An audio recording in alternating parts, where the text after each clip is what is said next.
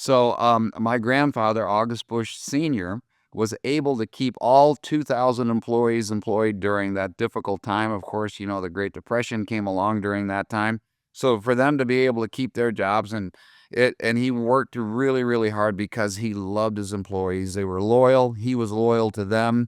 And that's the way Anheuser-Busch always was. They always treated their employees great because the employees are so proud always to work for this company. So, I mean, your family, I mean, it's an iconic, the Anheuser-Busch empire is something that everybody definitely knows about. And the Bush family is definitely one of America's most well-known dynasties. What was it like to grow up in this type of a family? It was really it was never a boring moment for sure. And it was amazing.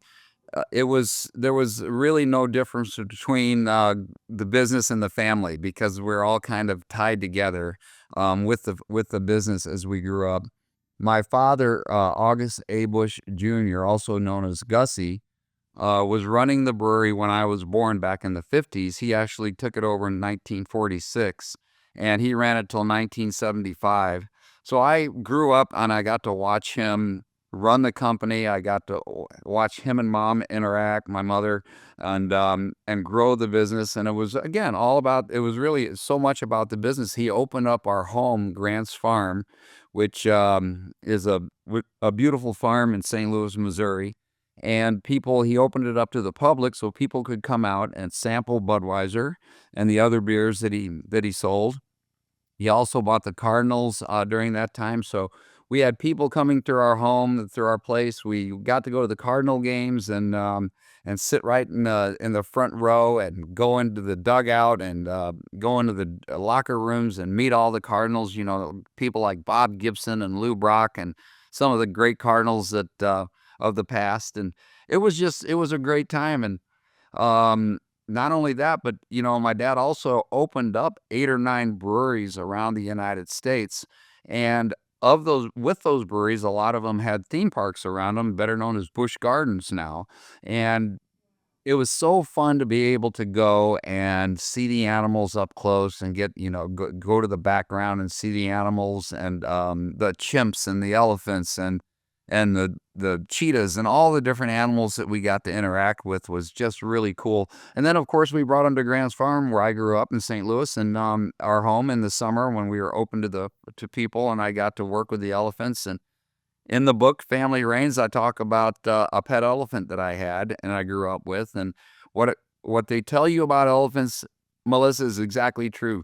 They're very smart, they have a long memory, and so when they would go back to Florida in the winter and come back in the spring to St. Louis, they would, remember me, and one in particular, her name was Tessie, and she was an amazing elephant. I grew very close to her. She actually protected me from some bullies at one point in my life. So, uh, what more can I say? It was just a great time growing up. During that era, which was probably Anheuser-Busch's greatest growth. Dad took it from 3 million barrels of beer sold to about 40 million barrels of beer sold in 1975.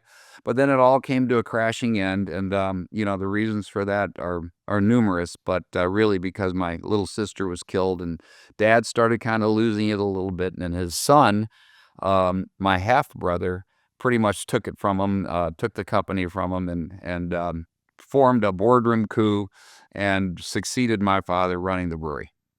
Wow, so there's a lot of definitely different facets going on at this point.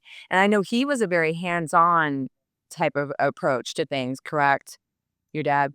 He certainly was. He grew up, he was learning firsthand from his father. He would tell me stories about when he would go to the brewery with his father, and they would walk through the brewery together, and they would greet the employees there. They had over 2,000 employees, and he would go from the brew house all the way to the packaging line, to the mill where the barley was being milled, and he would check everything, and it was always so incredibly high quality that they followed. Every step was all about quality. Everything had to be just perfect. So you could eat off the floors at the brewery because I went there a few times with my dad as a kid, and it was just immaculate the way it was kept. And of course, all breweries need to be clean because you don't want bacteria or any foreign objects or problems happening to the beer itself. And so Dad was a stickler about quality control, and yeah, he learned hands on, and he really graduated from the Budweiser University, is what we always said. And now when this changed, so he kinda took it grew it to this empire that it was or is, and, when did the changeover take place? When did that occur? The changeover took place in 2008. So, my nephew was running the brewery at the time, August the 4th, and he started basically what happened was he gave the rights to a company called InBev to sell their beer through Anheuser-Busch's distribution system. So it gave InBev the ability to take a look at the numbers, the financials of what Anheuser-Busch was all about, and to really dig in and understand just what it would take to take Anheuser-Busch over. And they figured that out. These guys from Brazil and where else were they from? Brazilians. Anyway, they understood numbers very, very well, and it gave them the chance in 2008 when everything was going downhill. We were going through the big recession, of course, and they understood how to take Anheuser-Busch over from the family and from what it was, and they ended up doing that, and that was the end of the era for the Busch family. It lasted 5 generations of Busch leadership, 6 different Busch leaders, because it went down, down, and then horizontal one time, and then down again, to the last generation. But, I gotta hand it to my family. I'm very proud that we were able to keep it in the family that long, because big companies like that, I think the average span of generations is like 3 generations or something like that, and we made it to 5, so that's pretty cool. That's amazing, no, definitely. We were Yes. talking about the iconic Clydesdales, that's another thing that I grew up with, and I think a lot of people know, with those horses, and they're making the rounds and stuff and seeing people in different cities and stuff. And was that something that I know your dad, he wanted to create not just a company, but like a brand. It was like a whole type of experience behind it, correct? Oh, it was, and the Clydesdales came along, and it was really my dad's brainchild, the Clydesdale 8-horse hitch, and it came along. It was basically a present that he and his brother Adolphus gave to their father, August Busch Senior, who took the Anheuser-Busch and kept it going through 13 years of prohibition from 1920 to 1933, where they couldn't sell alcohol. So, my grandfather, August Busch Senior, was able to keep all 2,000 employees employed during that difficult time. Of course, the Great Depression came along during that time. So for them to be able to keep their jobs, and he worked really, really hard because he loved his employees. They were loyal. He was loyal to them. And that's the way Anheuser-Busch always was. They always treated their employees great because the employees are so proud always to work for this company. And anybody that has a company out there, if they treat their employees well, they'll be treated so much better. And the pride that brings to a company is amazing. And that's what Anheuser-Busch was all about. So my grandfather was innovative, and he had to come up with different products during that time where they couldn't sell alcohol any longer. So he came up with selling syrup and near beer, which is non-alcoholic beer, and soda. But really, they sold a lot of their barley, which they had the best barley, again, very high quality, to bread companies. So the barley division of the company really helped sustain Anheuser-Busch through those 13 years.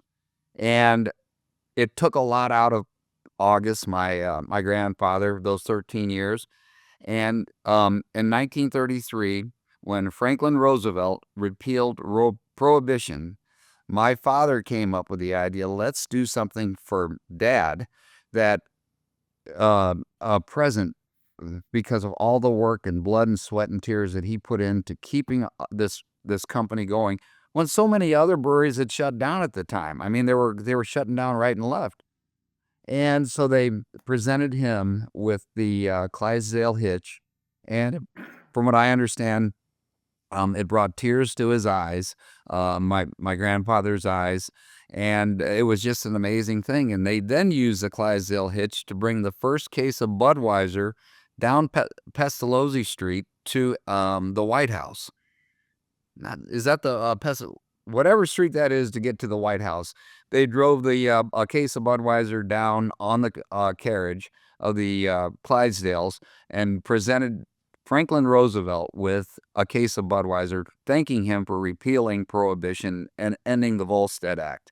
And it became an iconic, as you said, marketing campaign behind the eight horse hitch, and it's still there today, and people still love it. And I think they tell in marketing classes in college, they talk about the eight horse hitch and what a great campaign that was and the marketing behind it. And it's crazy because it came from something that was just, to give thanks or, appreciation, and it formed into something so amazing. That's crazy. Now, I know you have a book that you just released. It's called Family Reigns, which can be found on Amazon and other places. Where else can we find the book? You can find it Mhm. pretty much where books are sold. It's in a lot of bookstores right now, but like you said, you can go on Amazon. You can get the book itself, or you can get the audio portion where I recite and read the book on audio. And it's called Family Reigns: The Extraordinary Rise and Epic Fall of an American Dynasty.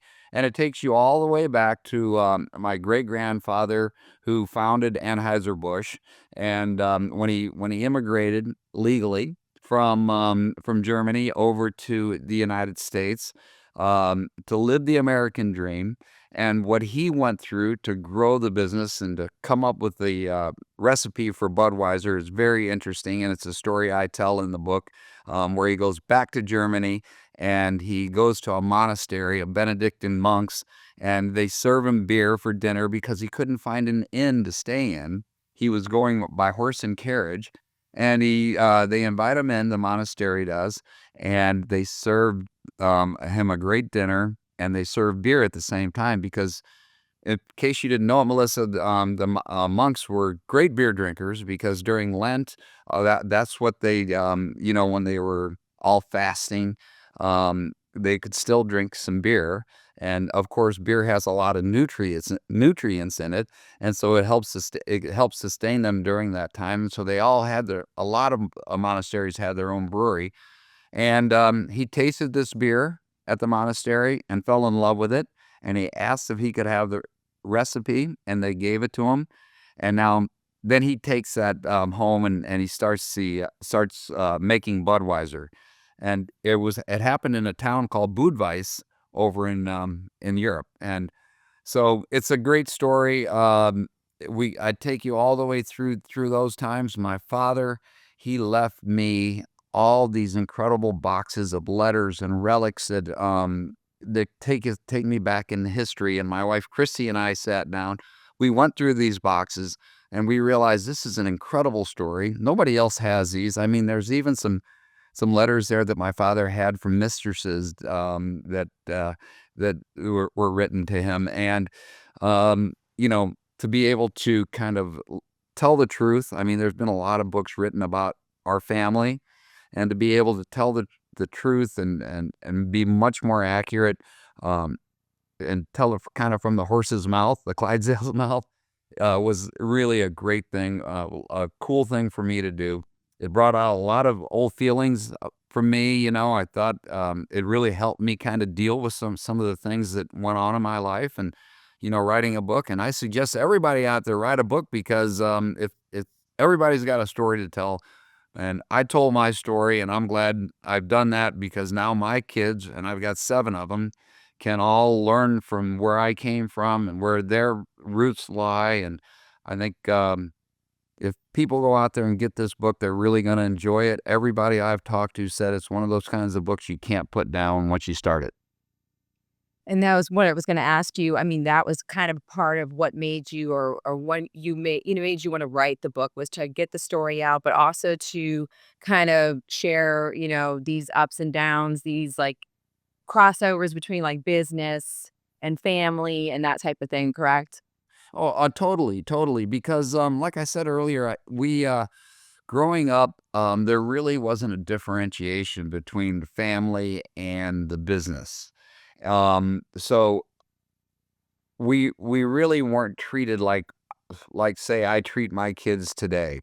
I had the luxury of not having to work as hard as my parents had to work because they were growing the business and they had this huge responsibility.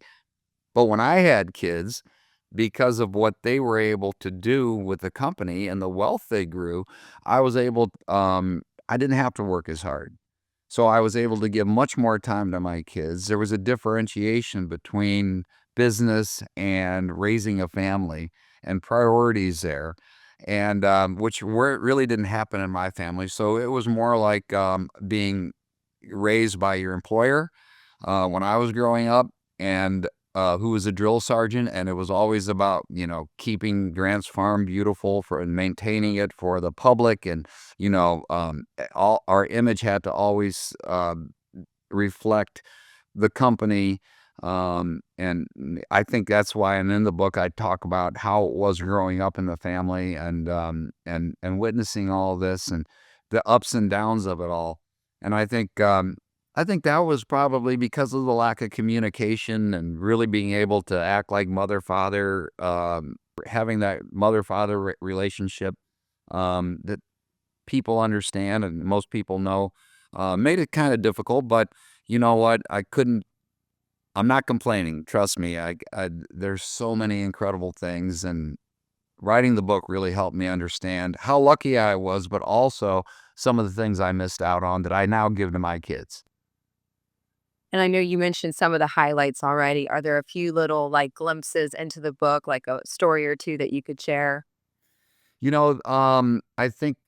I think there's a lot of stories in the book that haven't been revealed from the other books that have been written about our family, and I'm the first one to publish a book that is a family member, and so I think just talking about one instance, I guess, would have been the relationship that my dad had with his brother, and I learned a lot about this going through all the historical things that my father left me, and that was when my dad was head of quality control and his brother, who was older, and he ended up taking the brewery over from his father, my grandfather, and his name was Adolphus. He did a wonderful job. He had to take it through World War II, and he was incredible. He was a patriot by heart, and he actually shut down distribution on the West Coast so that they could use the transportation to move military people around. He built fuselages for the warplanes, American warplanes, at Anheuser-Busch, and 90% of his marketing really was about supporting Anheuser-Busch and the war effort during World War II. And 10% of it went to Budweiser, basically. But what it did was it made Budweiser become a household name because everybody was all about America during that time, and still are today. But of course, during a war, you get much more patriotic, right? It seems like, and Anheuser-Busch took off during that time because now it became Budweiser became a household name because of its support for the war. And so my uncle ran the brewery like that, and it did pretty darn well. But there was an occasion that that my father saw that there was something wrong with the beer that he had tried with a big batch of Budweiser that and because he was head of the quality control, he decided we got to dump this. His brother didn't want him to dump it. He said, it's not that bad. It's $1 million worth of beer. Um, let's sell it either way. And Dad, behind his back, because he wasn't running the brewery, had it dumped. And that caused a big rift between the two of them. And Dad almost left the brewery because of that. And he was learning the banking business at the time anyway, or he had learned a lot about it, especially during Prohibition, because he didn't know if he was going to if Anheuser-Busch was going to survive, so he had to learn other businesses. But that's one story that that I can tell, and and it goes into a little bit more detail. Another story was, of course, how the recipe of Budweiser came along, but then stories about me with the elephant growing up, and some of the way we lived, going on the railroad car. We had our private railroad car, and that's how we would travel down to Florida every spring, to watch the Cardinals play spring games, and then travel back on the railroad car. And the fun that was when I was just a little kid. And then there's several other stories, when I got older, kind of I went a little bit wild. I think I was dealing with some things. And when I had the bar business and some fights that I got into and things like that, which uh which another great story is about my dad's horse that nobody could ride, and how he rode that horse up to his dad's bedroom on when his dad was dying. He was very, very sick. And he rode the horse just to make him smile up to his bedroom. So that's a great story. How he met his second wife, and how that transpired at the country club. So there are all kinds of stories in there, Melissa, and I think people will really be able to relate to it. What the fall of the company, how it fell, succession stories in there, especially the succession story of how my half brother took it from my dad, and how that transpired is a really interesting story, I think, for people to read. And there's just a lot of things in there I think people really relate to and enjoy. It sounds like a great read. I want to finish. I was reading some of it and I wanted to get to the rest of it. I went through a few of the stories, but so far I've really enjoyed it. So I'm I'm just glad to hear definitely, it. and I know another thing that you're involved in is the hotel business, correct? Real estate. Correct. Yes. So Okay. we're involved in the hotel. The family is my immediate family. We're now hotel owners. We have a hotel in South Beach, Florida, in Miami there, right off of Collins Avenue in the Faena district. We're renovating the hotel right now. It's going to be a luxury boutique hotel with 89 rooms once we open back up, and in the hopefully the fall of 2025, so next year sometime. And yeah, I've always been in the hospitality business. Growing up on Grant's Farm, where people came and enjoyed the farm, and interacting with guests in that respect. Uh, the Anheuser-Busch was always such a big hospitality company too. When you're in the beer business, it's all about hospitality. It really is. And so we opened up the theme parks, or my dad did, throughout the country. My great grandfather actually started the Adolphus Hotel, which still stands today and is still open to the public. Have you heard of it, Melissa? You're Yeah. from Texas, in Dallas there, right? Yep. So Beautiful. the cool thing about it was when Adolphus started transporting beer out to farther off places than just St. Louis, which all beer companies back in his day were all pretty much local to the area, because there wasn't pasteurization then, which he invented for beer. Adolphus did. There wasn't any way to keep the beer cold, which he also helped create the refrigerated railroad cart. And so now, because of those two aspects, he could now take his beer to further off places. So the first place he went was down southwest of Missouri to Texas, because there was a tariff to cross over the Mississippi. The railroad company would hit you with a tariff. And so he couldn't afford sending his beer across the Mississippi at that time. So instead of going across there, he went southwest and he went into Texas, and there he started selling his beer. He also got very involved with the beer company down there. Uh, what's the big beer company down there? It's still there today. It's very old. He was very involved with them. One of the breweries there. Anyway, he ended up building a hotel because he needed a place to stay, and because he visited there so often, and he built the hotel. So lo and behold, we've been in the hotel business before, our family has, but this is the first time for our immediate family being in the hotel business. And I'm familiar with South Beach as well too. What hotel? Because I know Collins Avenue is lined with all a Yes. lot of hotels there. Which one are you guys renovating? It was called the Red Hotel, right across from the Palm Hotel. It's called Okay. the Faena District down in that area, so it's more of on the north side of the South Beach there. Um, yeah, so it's a great area. Really love the area. The hotel's we're gonna be the only hotel. Well, there's a couple others down there, but one of the only hotels that has a rooftop and a sound room there for people to come in and record and do different things, entertainers. Great restaurant, great bar, pool, wonderful gym. It's going to be very nice. You'll have to come and stay there sometime. Oh, I definitely wanna check it out for sure. Yeah, I used to live not too far, like 79th Street area right there by Collins. Okay. Yeah. Our exact address is 3010 Collins Avenue. Okay. Yep, Yes. very nice area. So looking forward to checking that out as well. Any other projects or Sure. things that you have cooking? I just thought of the beer company that my great-grandfather Adolphus worked with down in Texas, and it was Lone Star there in Dallas, the Lone Star Beer Company. Oh, wow, yes, Yes. definitely. Yep.